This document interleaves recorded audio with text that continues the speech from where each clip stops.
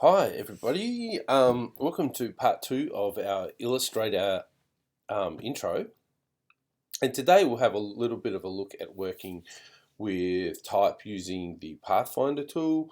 We'll have a quick look at colors and also look at how stroke and gradient and fill work in Illustrator as well. Okay, so if you remember last time we had a look at using fonts within Illustrator and experimenting with those, doing some text kerning and getting things a little bit more refined. Today, let's have a look at kind of starting to use some techniques you could use to develop a logo. So first up, I've got a bit of type here, and often what I'll do is I'll just set a bit of type. It's a pretty boring font, but I'll keep it just really simple to start out with. And we're going to use the pathfinder command. So I often like to have some extra duplicate bits of type hanging about that I can experiment with. So when I want to create a copy, I can just hold down Option and drag, and you'll see that it creates a copy. So Option to copy is a handy way to go. Okay, so let's have a look at the Pathfinder command for starters. So we've got up here in my tools this little flyout. You see there that we've got rectangles, rounded rectangles, polygons, etc. A couple of ways you can use them. One way is you can just drag out an item. And we can see over here, at the moment this has got a black fill, so I might change this to a color. Okay, and let me grab another shape here. Let me grab the star tool. Another way you can use these is you can click once and it'll bring up a dialog box. Okay, so and we can choose how many points the star is going to have. So I'll dial it in at 7. Okay, and it'll create my next object. Now we can see it's hard to see because it's pink at the moment, so I'm just going to select another color for that. And then I'm going to create a third object. So let's create a polygon. I'm just going to click somewhere and 6-sided. Okay, that's fine, and it just pops down in there. Let's have a look at it. I might colour it, let's say colour it green, just for starters. Okay, so we've got that happening, and the first thing we can see is that when we create objects in Illustrator, is that they're in a stack, and the latest object you create is at the top of the stack. The first one is at the bottom. Okay, if you need to adjust those, we've got the object arrange menu, and we can go send to back. That'll send that object all the way to the back, including behind the type, which was the first thing I created. And we've got an object arrange bring to front, so that brings it all the way to the front. And we've also got object arrange send backward, and that just sends it back one notch. So you can see there it's behind the blue, but it's in front of the magenta oval I've got there. Okay, so that's pretty straightforward. Let's have a look. The next thing is using the Pathfinder tool. Now I've got it set up down here, but if you need to find it, you haven't got it open yet, you can find it here under Window Pathfinder. Okay, and it gives you this array of options, and nobody ever knows what these logos are called, so you have to generally mouse over them to figure it out. It's become sort of a running joke amongst the Illustrator artists that no one's ever learned what the logos mean. But what we can do, and it's really super handy, is we can take an object and we can take another object and we can use them to mask each other. So I can go intersect. It's not bad. Minus front's a pretty standard one. Okay, so what it does is it removes the front object, but when it leaves, it stamps out the back object. Okay, so we've got something that's been cut through. So that's a cool way to go. Another one that we can do, we can have multiple objects, and we could select all of them, and we could go probably divide is a good one to go for. Okay, so you click on it once and everything's grouped together. So I'm just going to go Command Shift G to ungroup, Command G groups, and you see that this is all divided where all these parts have crossed over. You'll find that they're all divided into parts, so you can sort of like experiment with, with bits and pieces. So that can be a really good way of breaking things apart and then applying new colours to them. So that's the basis of the Pathfinder tool, is that it's also got a minus back as well as a minus front, and it's also got a really handy world feature. So if I had all that and I was kind of like wanted it to be a single thing, I could use the unite, and that turns it all into one single object. Okay, so joins it all together. So that's handy as well. Okay, let's just ditch that for the moment, and let's have a look at using that with some text. Okay, so I've got some super boring text I've got set up there, and let's have a look at working with the Pathfinder. So first thing to know is the Pathfinder won't work with text when it is still actually, editable text. So the first thing that we need to do is come up to type and go create outlines, and now it's turned that type into just pure outline. So it's no longer editable as far as being able to just type in new letters. It's fixed into the shapes that we see. Which is fine. So that's why I always like to make a copy. And the other thing that you'll know is as I click on it with my black arrow is that the letters are grouped together. So in order to ungroup, Shift Command G is our ungroup, okay? And now we can get access to each letter using our black arrow. Okay, so that's fine. So things you can start to do with your text here, I might let's see, I'll option drag it, and I can see there's some symmetry in the W, so I might go object transform. There's some good little tools up in here. So reflect is a good one to check out, and it reflects over this axis. So it'll reflect over a horizontal axis, will actually reflect it vertically. So it takes a little bit of getting your head around how that works, and you can see we've got an angle here as well. So there we go, it's reflected on the vertical axis, and I could experiment with, say, bringing these letter forms together. Okay, and I might go, well, that's good. I could now take those two and I could unite them into a single object using my unite command. First one there in the Pathfinder. That's cool. And then I might bring in my C, and I might do some sort of I might twist the C through this just for starters. Okay, so I might just take this here and I might pop it in there. Okay, this is pretty basic. And just so I can see what's going on, I'll put a color on that, and I'll put a color on this. Okay, and what I might do is take these two objects and I might put a divide on them. Okay, so that's cool. So now it's going to break all those apart. I've just got to ungroup so I'll get access to them, and now you can see that it's, if I have a look, you can see here that each part is kind of like broken into a segment where they cross over. So I'll go back out of wireframe. So I could fill those with that green, say, and make it look like my letter is twisting through the shape of the W's. So that could be a good start for getting things going. Okay, so that's all a bit of some good tools you can get into. Other things that are worth knowing within Illustrator are whenever you create a shape, it always has a fill. So we can see over here, I've got this fill here, and there's also a stroke. Okay, so this is probably something new if you're new to Illustrator or these illustration type packages. So let's add a stroke onto this. Now stroke usually comes in at 1 point, is the default thickness. So depending on what scale you're drawing at, you may be hard to see.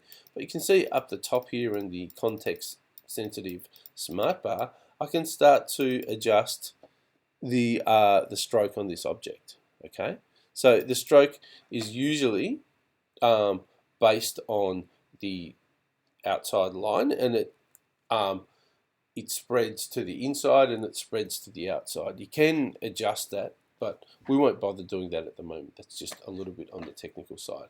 But just know that you can add outlines to objects, which is good, and you can also kind of like swap the colors around just using that swapper, which is somewhat handy.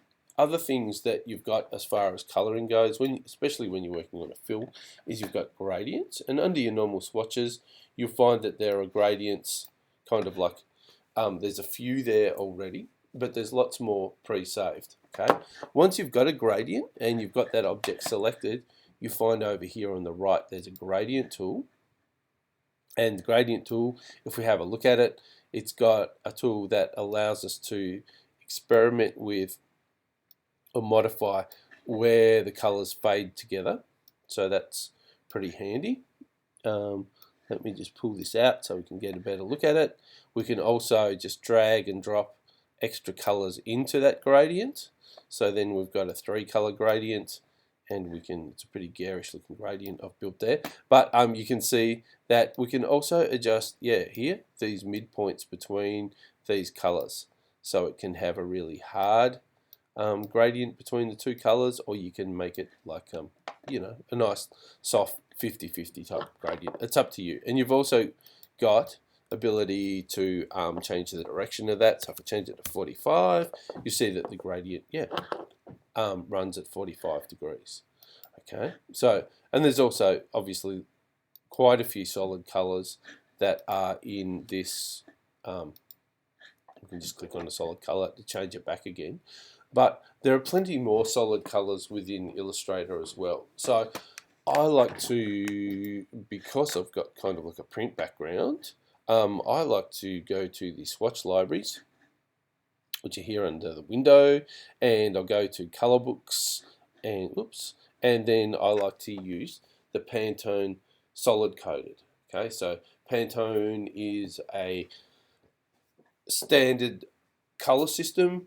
It's a bit like when you go to and pick out a paint color from in the hardware store. They've got lots of swatches of different colors. This is a standard color system, and printers and manufacturers using plastics, dyes, paints, printing, etc. They can match these colors to make sure that everything's got a consistent color. So let's open Pantone Solid Coded here, and you'll see it opens up this extra swatch, and then I'm able to start to add in colors, and there's plenty of them to choose from. Okay, and so we can you can start popping in your colors, and it's easy to adjust those colors as well. If you want to find out its CMYK or RGB values, you can do that over here. Okay, so you just double click on the fill over here, and it gives you all those values. So this number here, if you want to replicate this color in Photoshop, and you can easily just copy and paste that into the color picker in Photoshop, and it'll sort you out. Okay, so that is the basics of color and shape. Let's just have a look just now quickly that we've talked about strokes, about some other things. We can take an object like this, and let me take the stroke right down. So I'll take it down to say 5 point, and I'll change the color because it's hard to see that orange. That'll do. Okay, so let's have a look under window, and we can come down to stroke here. It's got a few extra tools here. We've got the ability to add round corners to this, so you can see now that if I zoom in, these corners are round. We can also have strokes finish on round ends or square ends, and we can also add dashed lines, which can be handy sometimes as well. And you can dial in all sorts of random, you can dial in the gaps and create patterns and things like that as well. So, and we've also got arrowheads, which are handy for, I'll turn off dash lines. But if you're creating technical drawings or anything like that where you need to add annotations, then obviously the arrowheads can be handy for that. So I'll get rid of that stroke window. One of the things that you do find with Illustrator is the windowing system is all right with these palettes, but they're It's not the greatest. You end up fighting through them, quite a bit. If you're a Illustrator professional, then in a lot of cases you'll have a second monitor and you just use it as a palette window. Just using it single screen on the laptop, I just find you're fighting through the these all the time. Okay, so that's good. Couple of other things. Remember, in those transform we looked at before, there's some scaling, shearing, moving, etc., which can be good. But the other stuff that is worth knowing about down here in path, we've got offset path. So if you want to create a key line that runs around the outside of something, we can set, say, this up and go. I'll put in, and you can see it's created a key line around the outside. It's same fill as well as the original, but you can use it as well for things like a logo. Oops. So I could do something like, what if I took all of this and I copied and pasted it and grouped it together? That's cool. So now it's kind of like one object, and I'm going to weld it together. And that's fine. So I can sit that back where we were. I'll sit it on top. I can go object, path, offset path, and 5, offset it, say 3. Okay, now I'll get rid of that original one I had, and I'll make this a key line, and I'll just set it like in some sort of dark color so we can see it a little bit better.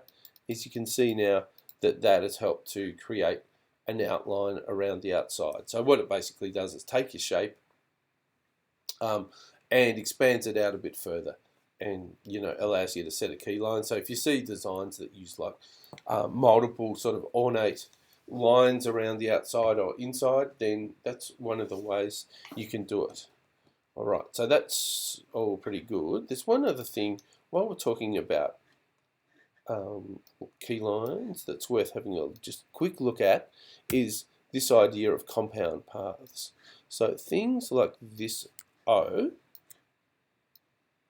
so what I'll do is I'll go object type, create outlines, okay, is actually a compound path. So let me just scale it up here. And the thing with a compound path is it's got an outside line, and it's also got an inside line that that cuts the object out as well. So if I click on this object and go object compound path, I can release the compound path, and you can see now that I've got access to that inside O. So there it is there. So it's a shape inside that cuts. So if I can say move that a bit, maybe I want to customize my O, I can then grab those both again, and I can go object compound path make, and you can see there I've customized the look of my O. So compound paths, you can do lots of things with those. So I've got a square inside a square here, so I could just select those, go object compound path make, okay, and the inside one then becomes a cutout. So yeah, that's something to know about Illustrator shapes, is if they've got cutouts on the inside of them, then they'll always use what's called a compound path, and you can work with that as well. So that is some tools to get you going with Illustrator that I think should be useful. One other thing down here, if you have a look under swatch libraries, and you see there's lots of other things as well. We've got, as well as color books, which we looked at before, you find that there's gradients, which can be good. And let's have a look here. So I might bring up the metals, and you can see here I've got some, if I want to give this sort of a bit of a chrome or gold look or something like that. Actually, that looks terrible. But I'll drag it onto this object here. So I won't, because that's all not looking good. Let's go to this fill on this O. You'll find that there's lots of these different sort of metallics, and you can get sort of like, metallic gradients, but there's quite a few interesting ones. They're good as a starting point that you can then go in and, start to edit the look of the gradient and customize it yourself. So if you need any gradient tools, then get in there and have a look at those ones. Okay, so that's pretty much it for today. And we'll continue on the next lesson, looking at pulling together a logo that looks a little bit more decent and talk about dealing with colors.